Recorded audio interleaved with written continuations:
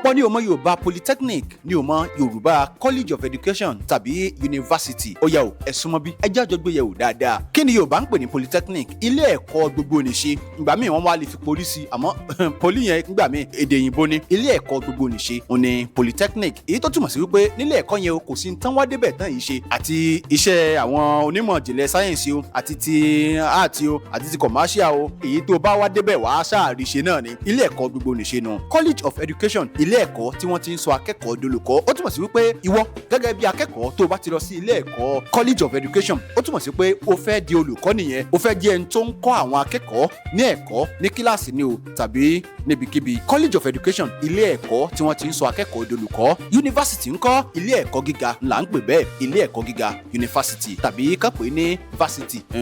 Ṣùgbọ́n yóò ṣe Yorùbá ẹ̀ ní ilé ẹ̀kọ́ gíga. Mo lérò pé ní nǹkan kan gbámú. Ẹ já tún pàdé nínú fọ́nrán mìíràn. Ire o, gbàǹgbà.